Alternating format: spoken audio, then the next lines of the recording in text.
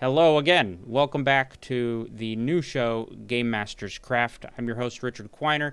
Today we have a very special guest. This is Logan Hanley from DM Screening. If you've seen his Instagram account, you'll know he's got a lot of good tips and tricks for dungeon masters and players alike, which is kind of an important topic. We're going to get into that.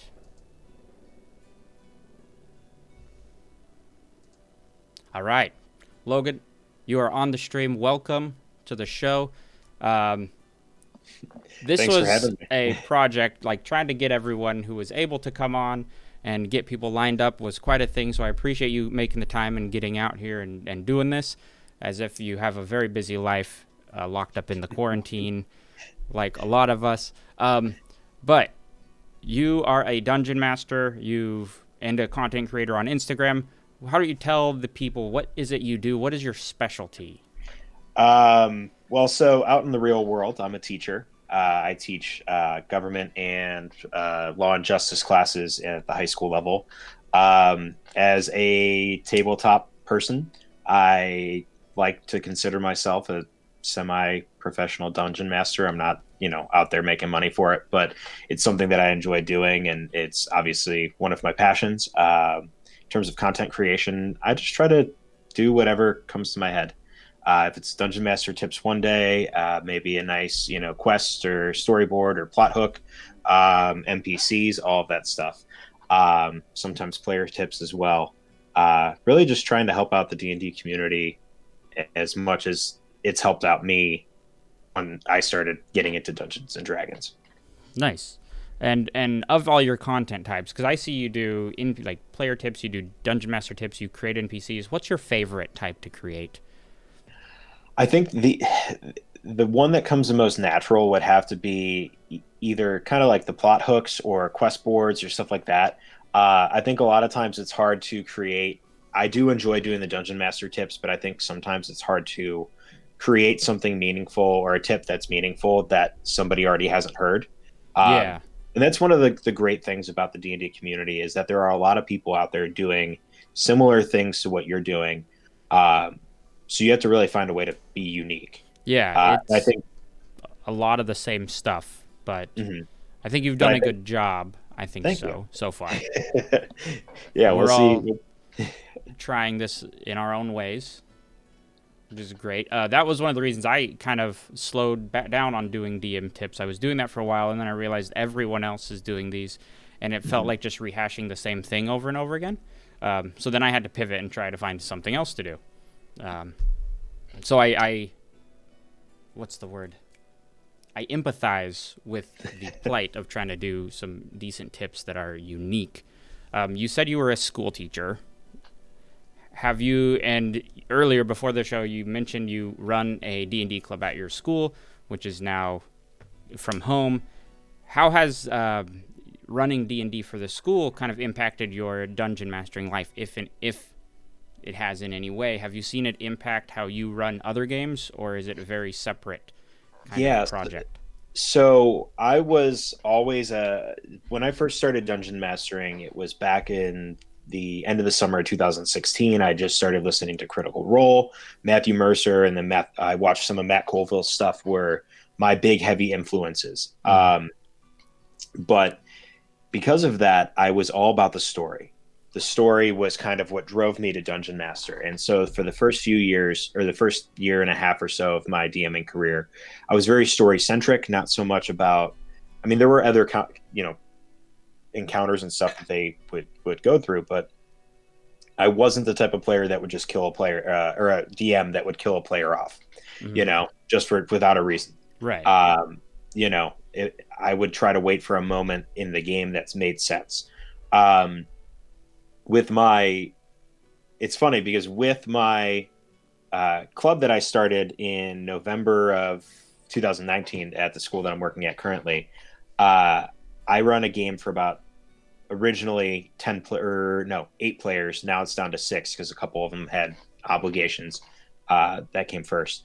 But and what I noticed is that in those encounters, I was more willing to kind of be a little bit more gritty. Most of my players were high school seniors, so and they had played done D&D before, so they Mm. understood, they understood the game and they understood that death was a possibility and all of that. And so, the first couple of games that went by as normal, and then the third game we played, we were in a Dragons of Icespire Peak, and I killed a player. Not outright, we went to saving throws, and she failed. But it was an emotional moment, story wise for the rest of the characters. But I realized, okay, cool. Like, this is fine. They realized, like, okay, like I watched her bounce back 2 minutes later, like, all right, cool. I already know what my next character is going to be. And so it really took me to the next level in my home game of saying, okay, I want to challenge my players to the point of a potential TPK, which ended up being a TPK. Oh, and in that game, that was the very story centric game, and it came down to a couple of decisions that the players had to make that they didn't make. Mm-hmm. But I realized that like I shouldn't feel bad for killing a player. That's one of the things I've learned in the past, maybe 6 months of playing D&D. Mostly because like the kids don't care, and really like your players care, but like they also don't. They get the opportunity to make a new character and all that stuff, and I don't know. It's allowed me to be a little bit more of a grittier DM. Mm-hmm. If that makes any sense. Yeah. It's kind of an interesting way to get to be a grittier DM. Most people would think you're playing with kids, you got to put the gloves on and be a little nicer. But in your case, it sounds like it was the exact opposite, where you're like, these kids know what they're up against. Yeah. Let's, throw something bigger at them, and then that translates. That's an interesting route that you wouldn't expect to see very often. Well, it was funny because it happened we play Monday and Friday, and it happened on our Friday session. And she's like, yeah, I'm going to go home and tell my dad that I died to a dragon. I was like, oh, and she goes, oh, no, don't worry. He's going to understand when I come home, like upset that my character died. He played D&D back in 1st and 2nd edition.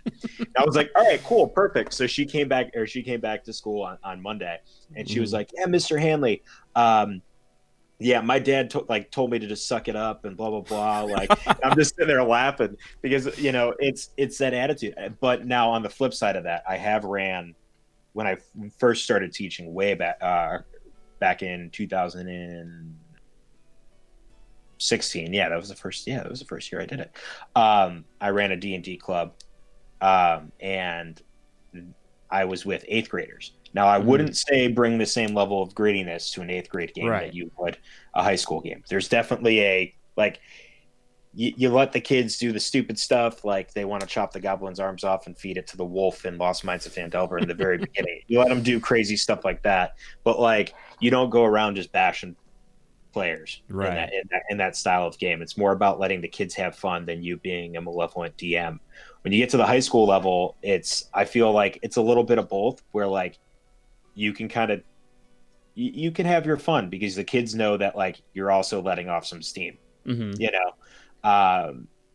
so it's kind of twofold, where like the younger kids, I wouldn't recommend doing a gritty game unless they're cool with it, but the older kids, toss that in. It's a nice added kind of flavor to it.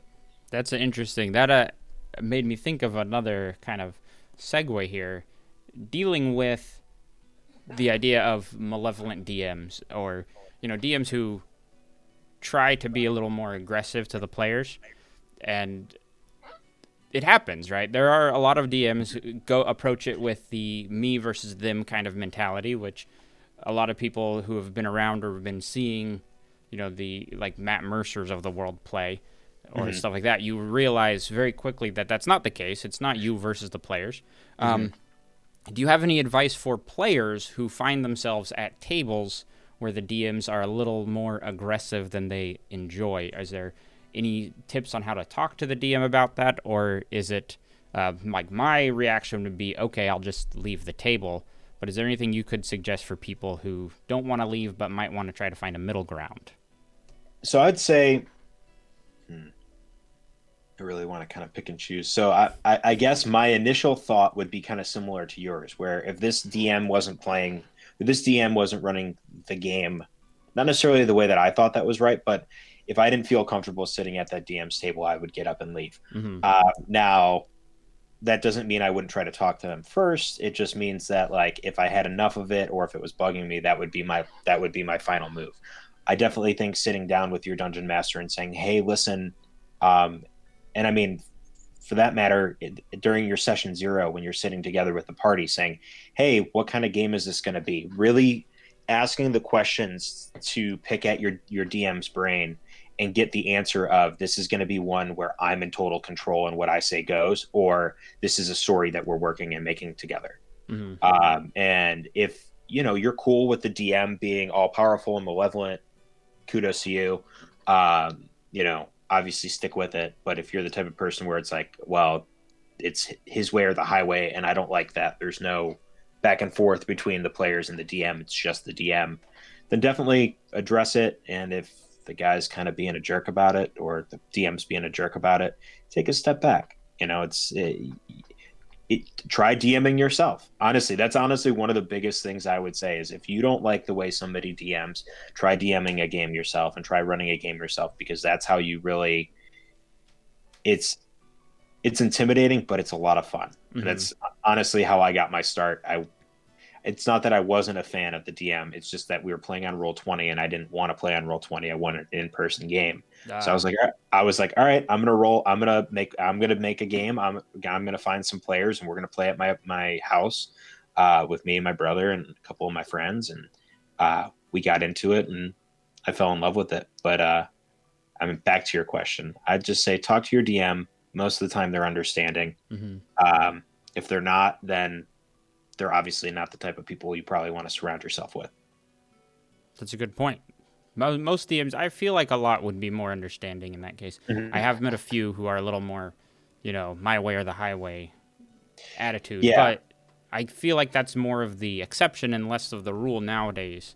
Mm-hmm. in the 5th edition and the world that we live in, where everything is very public and open. Like, information can be shared in an instant with thousands of people if you want. Yeah, I agree. Going back to you starting DMing, you mentioned around 2016 you started with. Yeah, it was actually around then. Correct myself. It was 2017. But 2017. Yes. Okay, that's actually around the same time I started DMing. Awesome. So I'm relatively new to the world of D&D. Did you play before that for a long time, or just a little bit? No. So I started. I'm originally from Chicago. I'm also going to apologize because my dog starts growling. It's because I'm not giving him any attention. But so I'm originally from Chicago, and my wife is from. We live currently in the Philadelphia, greater Philadelphia area, but she lived in Philly at the time. Mm-hmm. So over the summers when I had off, I'd go out and stay with her. And so one of my buddies I played Xbox with was like, "Hey, we should play D&D. You don't have your Xbox with you in Philly. We should play D&D. Roll20 is a really good app that, or a website that we use, blah, blah, blah. Let's find a game." So 2 days later, I had bought the Dungeon Master's Guide, the Monster Manual, the Player Handbook, and a set of dice off of Amazon, and was ready to go. And just kind of dove into it head first. I started as a player, and we played for about a month and a half, and then that game let go.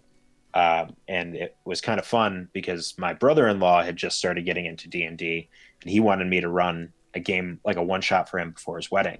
So I did. And so, and true me not knowing what to do fashion, I was just like, all right, cool, I'm going to do it. And then like a day before I had to, or like a couple of days before, I prepped for it, and it went off over super well.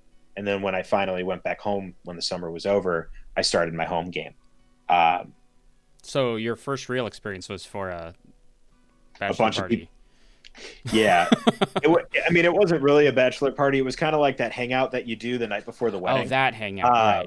So like, but it was with a group where there was only one person who had played, or one person who had ever played before, and the other 6 players had no experience whatsoever. So it was all pretty much improv. And the way I treated it is that I had specific ideas that I had in mind for the adventure that they were going to go on. But what I really did was kind of make it a complete like improv BS session where it was whatever they wanted. I was reacting completely on what they wanted to do. They ended up choosing a pretty fun adventure where they had to go solve a murder that two doppelgangers committed. where they went. And the best part was that one of the players went up to the second level alone, where one of the doppelgangers was hiding, and the doppelganger captured him, knocked him unconscious, threw him in a closet, and then changed into his form and Oh, went down and hung out with the rest of the party for the rest of the session. And the guy's like, "Do I do anything?" I'm like, "Nope, you're in a closet." that sounds like a decent. That sounds like a pretty fun time. It was a fun I first would think. experience. Yeah, Yeah. especially for a first time, being able to get into improvisation very early on, I think is really important. Mhm. Because who knows how many times you've probably experienced this stuff too. You pick up a module, such as Lost Mine or any of the modules, and then suddenly you're off the rails within Mhm. like 20 minutes, and you're coming up with your own adventure off the top of your head. Yep. Chicago, I know, is like a big D&D town. Is If it? That's what I've heard, and that's what I've met quite a few people from there. It seems like it's a very popular thing with the improv community over there. Okay. Um, Apparently, you did not get into it in Chicago. That was going to be my question, but it sounds like that's a no. Um, No. how do you find? Do you have any sort of improv background or any sort of performing background? Because my next No. question is, how do you Ah. Go ahead. I'm sorry. flex your improvisation muscles when it comes to D&D?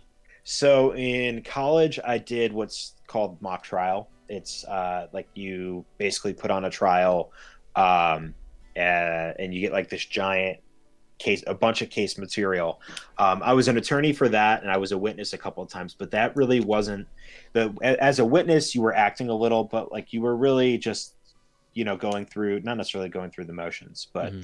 you were answering the direct examination, kind of defending during the cross examination. But there wasn't the really good teams had like people who were acting majors, and art in the or the like the finer arts majors who were doing it. But no, so no, I didn't have any formal like acting or improv training. I think honestly, what prepared me most for dungeon mastering was being a teacher. And not to say that all teachers are great improvisers, Mm-hmm. but one of the things that I kind of pride myself in is that like I'm really good at just making stuff up on the fly. And not like necessarily like I'm making up like, oh, I'm lying to my students, but like I'm really good with coming up with the answers that I need to on the Mm-hmm. fly in the moment, when a kid asks a random question without having to like dive into a book. And so when I was dungeon mastering, what I learned was that the only thing that's different is that now instead of having to actually be factual per what a book is, I'm being factual to whatever's in my head. Yeah. And so it's like, they walk into a tavern and they decide that they want to punch a guy. Well, the guy that they just punched happens to also be the mayor. So, you know what I mean? And that's something I can make up on the fly because I Yeah. want to show them, because maybe I want to show a new player that actions have consequences. Yeah. Or, if I'm dropping, a lot of times I find at least in my home game, my best lore comes from when I don't have any idea what I'm going to say. Because Interesting. it just bleh, like word vomits out and it turns into something that now is lore, and it actually turned and it's actually super cool. you Uh-huh. know and that's not to say I don't prepare lore or I don't prepare anything, but I feel like improv is something that it just comes kind of naturally to me. Mm-hmm. um, and it's nice because I run a game that I've in a world that I've created. I don't really run a whole lot of the books, Mm-hmm. and I find that uh, knowing my world up here, and kind of knowing exactly where, not necessarily exactly where I want to go, but how I want it to be structured, allows me to kind of be able to come up with things on the fly without having any like negative repercussions to it. Mm-hmm. That I think was one of the appeals for me also when getting into it and being like, I'm gonna do a homebrew world. Speaking of that, have you drawn any inspiration, or what is your bigger inspiration when you are designing things for your homebrew world? Where do you draw that kind of inspiration for your creativity? So my early years in terms of what I read was very his between historical fiction and fantasy fiction. Lord of the I read all the Lord of the Rings before I graduated from eighth grade. Oh Uh, wow. which again, I reread them in high school and was like, man, I didn't understand any of that, and now I do. But it was those types of books and stories. I loved Game of Thrones. I love Lord of the Rings. I loved the Aragon books when I was a kid. Those were really good. There's another one called the Edge Chronicles, which were it's this weird kind of dystopian high fantasy. It's more of a kid's book, but I would read them again now. It's really good content, and really good on the imagination. And I think those were the foundation. Mm-hmm. I think listening to shows like Critical Role was what really was the catalyst that got the gears turning for me, because it made me think, okay, this guy can do it. This guy has this world. This guy made this thing. Why can't I? Mm-hmm. And drawing on inspiration, like for instance, I don't know if you've watched Critical Role at all, but I've watched it here and there. I don't follow it religiously. So Vasselheim is like the big religious city of the prime deities, like the good gods. Mm-hmm. And so one thing I kind of took inspiration from there, and it's not the same in terms of structure, but I like the idea of having that one city where you could find all of the primary temples to the gods. Mm-hmm. So I stole that from Critical Role for my home world. Nice. I've taken stuff, you draw inspiration from the things that you like. I love Vikings. There's a portion of my world that's seafaring, very Viking-esque type people who live up in the northern portion of my continent. It really is just whatever. I try to draw inspiration from everything. Mm-hmm. And use that, because that's the best way for me to at least create my world and create things. Hey, bud. Dogs. Speaking of Vikings, this is just an aside. Have you heard of the game system Fate of the Norns? Fate of the Norns? I don't think I have. I think that's what it's called. It's I'm going to look this up real quick. I think it's called Vikings Fate of the Norns. Norns. It's basically a game system that was created. Yeah, it's called Fate of the Norns. It was published, I guess, in '93, but it's just now coming back around. The guys who created it were at GaryCon the other year, and it was very Viking centric. So like all the classes, all the characters were Vikings. It was really interesting, and the system really cool. was you drew runes out of a hat or out of a bag rather than rolling dice.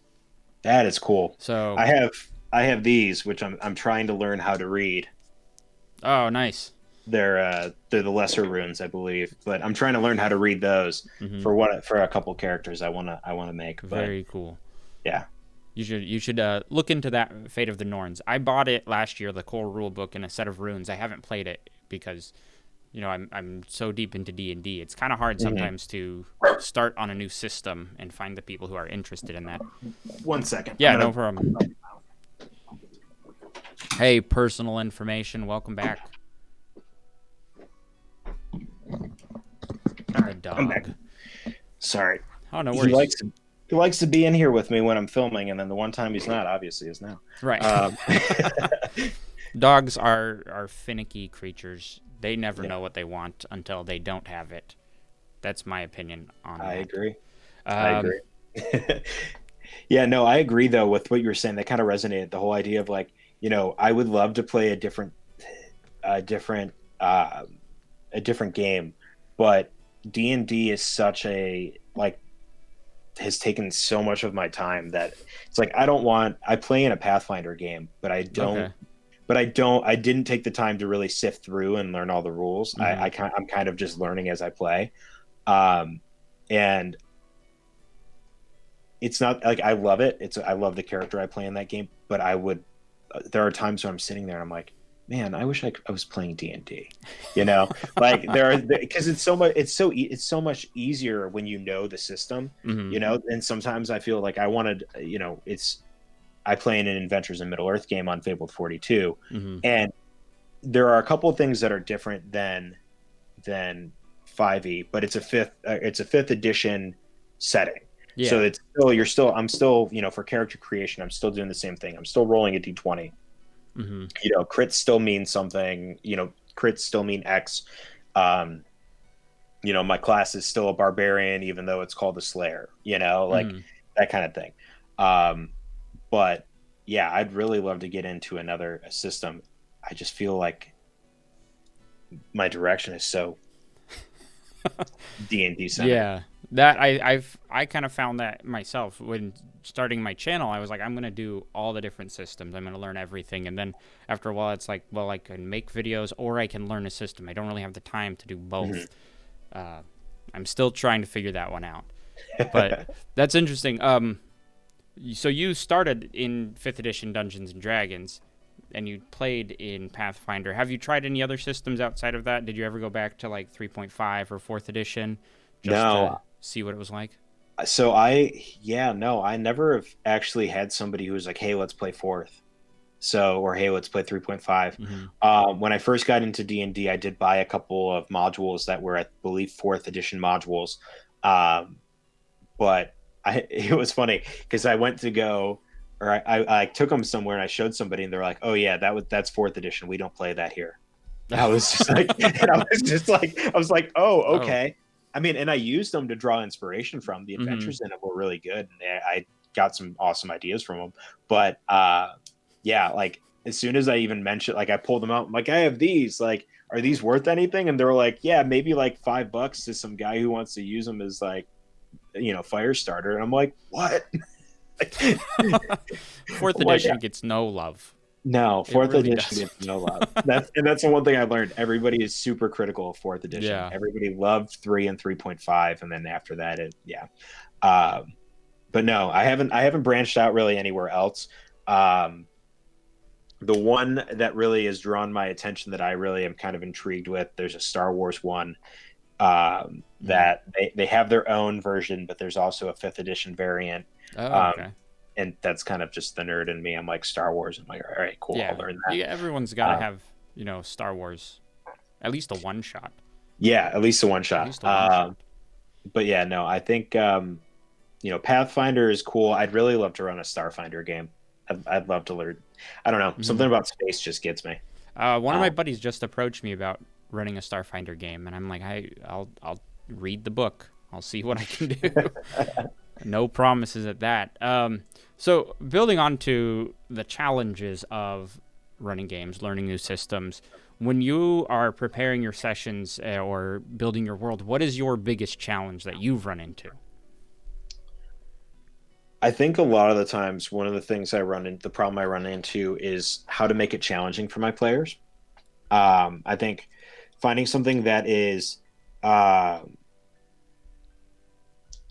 finding somewhere or finding that nice sweet spot where it's like they're going to be engaged, they're going to be focused. If it's combat, they're going to feel a little in danger, Mm-hmm. or that little bit of that danger sense is really important to me because I don't want it to just be like, oh, there you go, you slaughtered your fourth group of kobolds. Uh, you know, Mm-hmm. I want it to be okay.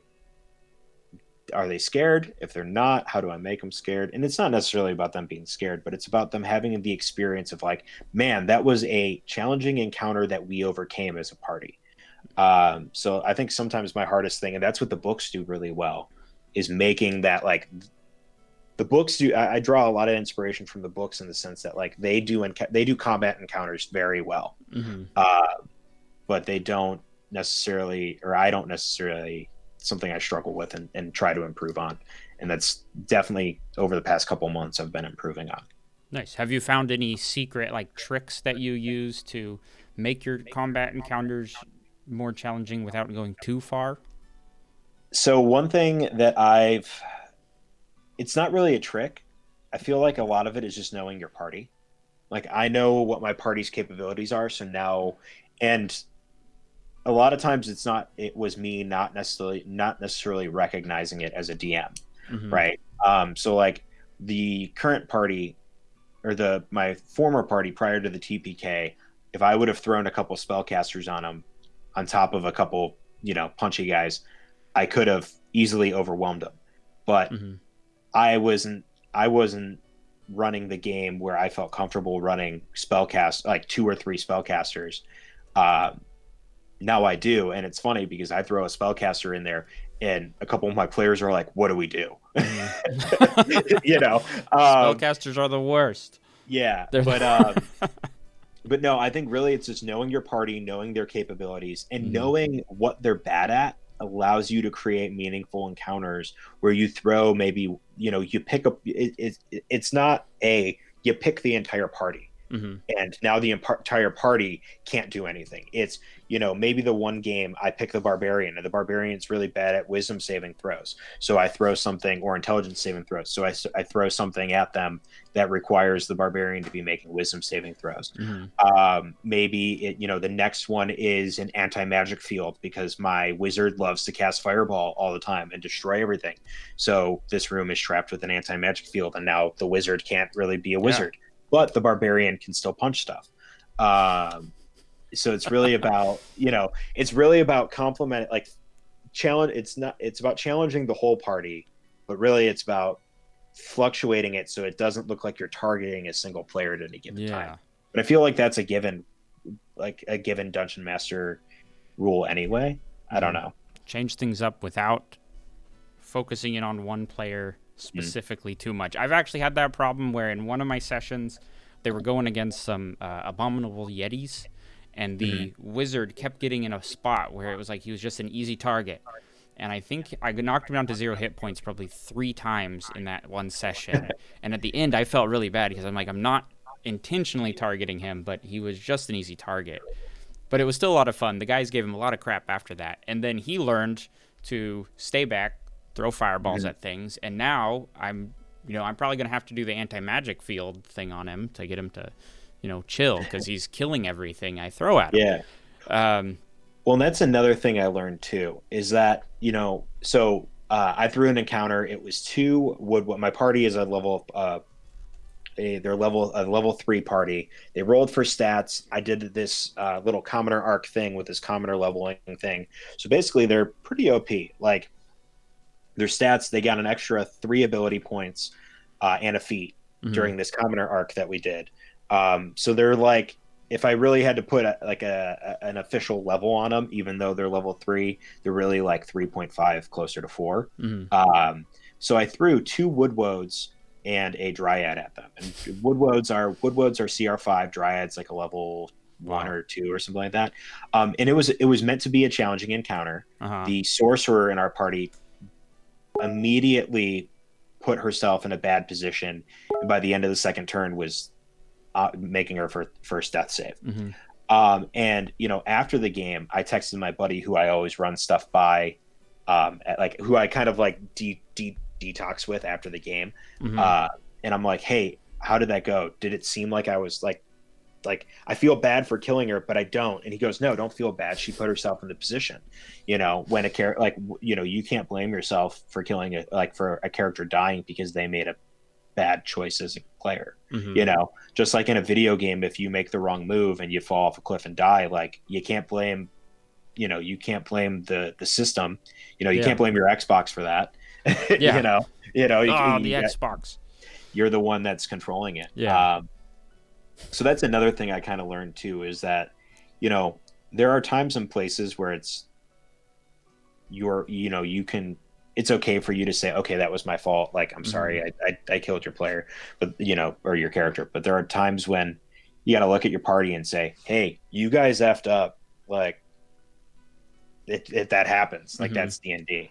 Because there are several times, if I've watched Critical Role, that they've done that. Where they did one wrong thing and Matt has them on their heels after the second round of combat and they're running out of there. So it's just kind of being, knowing that it's okay to do that kind of stuff too is what I find is really important. I would consider that a challenge of a lot of DMs, is also getting into that mindset. Being, as much as it is, difficult to separate yourself and not think of, player versus DM, I think that's the same, or it's like the other side of the coin is like, how am I too nice? How can you really be kind of indifferent? I get that's a weird word for it, but that's kind of how you have to be. You're the CPU, you're the processor, you're not the, you're not the hero, you're not the villain. So that is an interesting place that it's kind of a challenge to get to sometimes, depending on the game and your players. Some players make it really easy.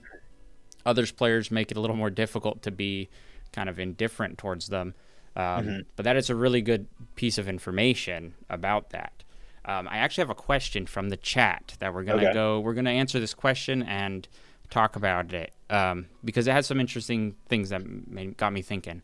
His question was, how has your experience been with Roll20, and have you also tried Theater of the Mind? So that's 2 questions, but I want to focus on Theater of the Mind first. Okay. I'm going to assume you've tried Theater of the Mind. Yeah, Theater of the Mind. So I myself am a very visual learner. So I have to, for a lot of times, I find Theater of the Mind to be harder for me to do.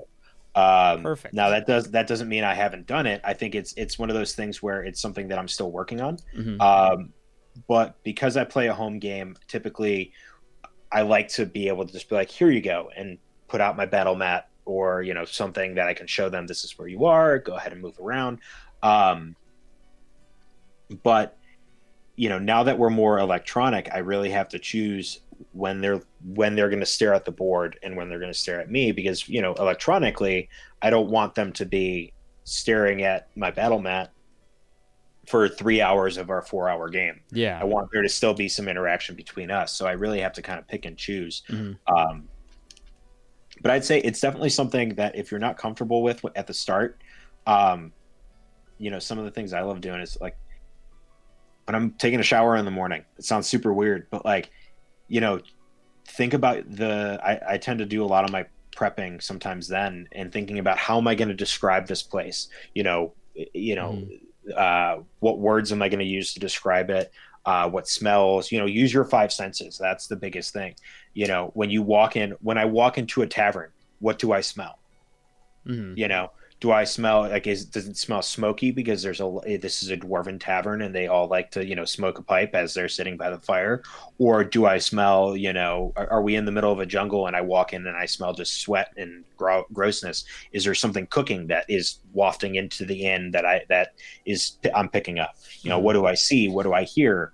If I am in the forest, do I feel the moisture and the humidity on my skin, or is it biting at is it really cold or biting at me? Something like that. For Theater of the Mind, your 5 senses are your biggest friend, and so that would be my advice to anybody who's wanting to work on that or implement more of it in your game. Make sure you're constantly describing what's around your party and trying to get them in the mindset of that's where they are. I would agree with that. Yeah, the 5 senses. You can even take a sticky note and put it on your computer screen or on your DM screen, just reminder. Use these. Theater Mind, in my opinion, it's fun. It's a little. I also struggle with it because I like the visual side, but I try to force myself every game to have at least one situation where it's pure Theater of the Mind to work on. It's like a self-improvement thing. You got to work on what words you're going to use, how you're going to describe things, being specific in a combat situation. It's always about, how far am I from this person? And it's like, are you going to, pull out the tape measure and try to do a mental distance, or are you just kind of roughing it? How do you come up with that? That translates a lot into online play. And I know you're pretty experienced with that now, right? Because you've run a couple games on streams, I saw. Do you still play your home campaign? Yeah, so I play my home game every other Friday. Well, mostly bi-weekly. And then I play in the Adventures in Middle Earth on Fabled 42. I'll also be playing in their second season, finishing off first season and then playing in second season of the Realms of Ukador series. Okay. And then on the Friday, Chris from Ukador is actually in the chat. Oh, is he? Hey, Chris. He stopped in. What's up, buddy? It's been awesome getting to play with them. Honestly, that experience alone has made me feel a lot more comfortable about running my home game. Just because, I've ran games on stream, online on a stream, for people, and so I know what to expect. I know what kind of tech issues can kind of happen. I know, that the first couple of sessions are going to be awkward. You have people who are used Yeah. to sitting around a table who have never had to deal with the interpersonal, directions and talking while sitting online. So that's one of the first things that I kind of told all my players when we sat down for the very first time, and we use Skype. Um, Hmm. but I told them, I'm like, listen, it's going to be awkward. There are going to be weird pauses. You guys are going to probably talk over each other a couple times. I'll do my best to try to manage that, but that's something that you guys also have to figure out as a party, because you guys are the ones who are playing together. I'm just facilitating. Um, and now we're on our fourth. This Friday will be our, or no, next Friday will be our fourth session. Okay. And they're doing really well with it. It's nice to see how they are interacting and working together to kind of like, okay, I've had my turn to talk. Now I'll let somebody else, and they Hmm. kind of go around in a circle and figure that out. But yeah, and then I'll also be running Cantor Chronicles, which starts in 2 weeks, end of May, sometime in the end of May. We'll be running our first commoner session. Nice. Yeah, yeah, and Very cool. that'll be cool.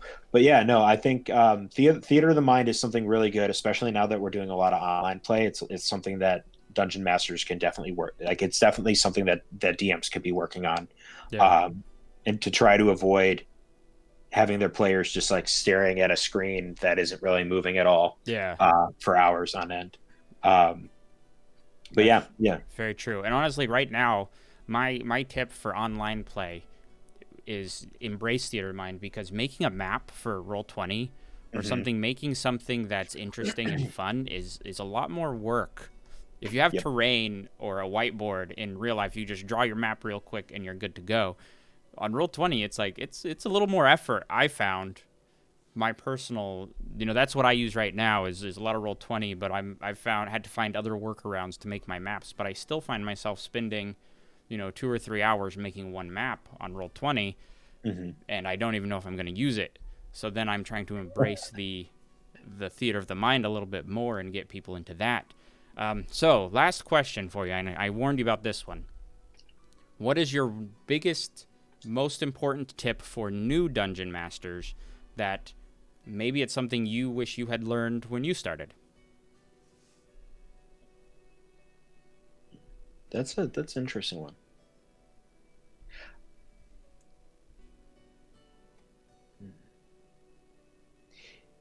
So it's kind of twofold. So I'd like to say that my immediate answer, my gut's telling me it's don't be afraid to say no, but I feel like that's too bland. And so, because while I do feel like a lot of times the one thing I got caught up in as a new DM is allowing, just be like, yeah, yeah, you can do that. Yeah, sure. The rule, cool. Yeah, that's awesome. That sounds awesome. Let's do it.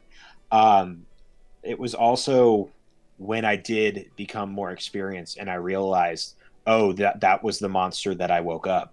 Um, by being kind of a yes man and saying, oh Mm-hmm. yeah, rule cool wins. Try to find a happy balance between the rule cool and and the rules. And so like one instance that pops up for me was on Sunday, and Solo, if you're still there, he probably will can message and affirm this, but two arrows, or a player wanted to shoot an arrow at somebody, or at a target, and the party was in a situation where they really needed to get out of combat, and so Solo asked our DM, or our lore master, because that's what it's called in Adventures in Middle Earth, can I use my reaction to shoot an arrow at the arrow that he's shooting? And our lore master went, and then he went, rule of cool, go ahead. Mm-hmm. Right now, the next thing that happened, that Solo was like, can I use my reaction to do that, or to do X?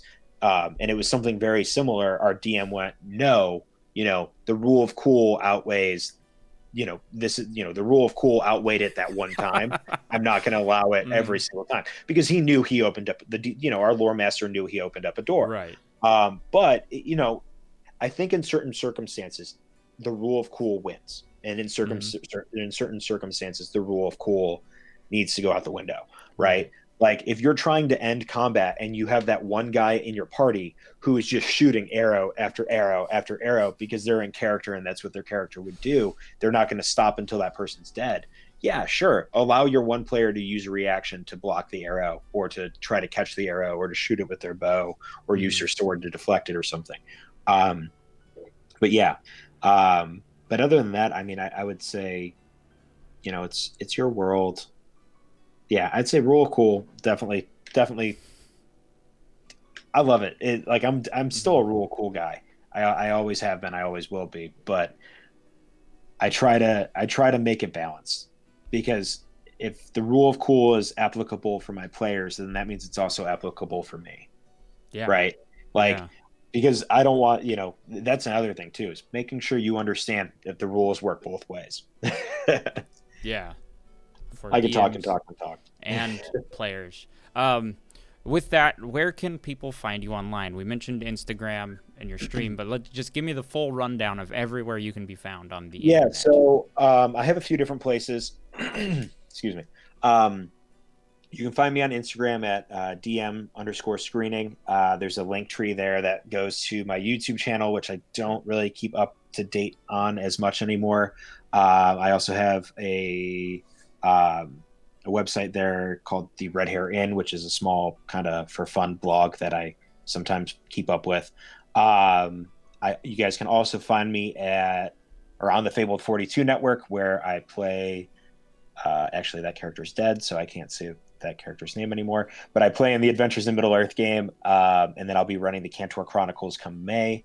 Is Cantor Chronicles also going to be on the Fabled 42 stream, or is that your own? Yeah, so Fabled 42, or the Cantor Chronicles, will be on the second and fourth Friday of every month on the Fabled 42 network. It'll be set in my homebrew world of Cantor, I'm looking forward to it. I've finally sat down and talked to every member of the cast about their backstory, and I've figured out who the first big bag is, and I'm really, really excited for where it's going to go, and to get started with it. But yeah, other than that, that's where you guys can find me. If you want to get a hold of me, the easiest, DM_screening on Instagram. It's the best way to do it. All right. And I'll actually go into the video later and put in your link tree in the description so people can see that. Awesome. Thanks again, Logan, for coming on the show. I appreciate you taking the time being one of my guinea pigs in this first week. This ran a little smoother than yesterday. We had a little audience. So for the viewers, thank you guys all for showing up and watching. This is a fun project, and hopefully this brings a little more learning and understanding. In the time of pandemic, we can learn a little something with our day, which is kind of the hope. This is awesome, man. Thank you for having me on. Thank you for everybody who came in and watched. Yeah, and make sure to tune in tomorrow. We're having Brian the Bearded Nerd is on tomorrow. Nice. And that should be really interesting. I know he's got a lot to say about world building and stuff like that. So so thanks for watching, and we're gonna end it. See you guys.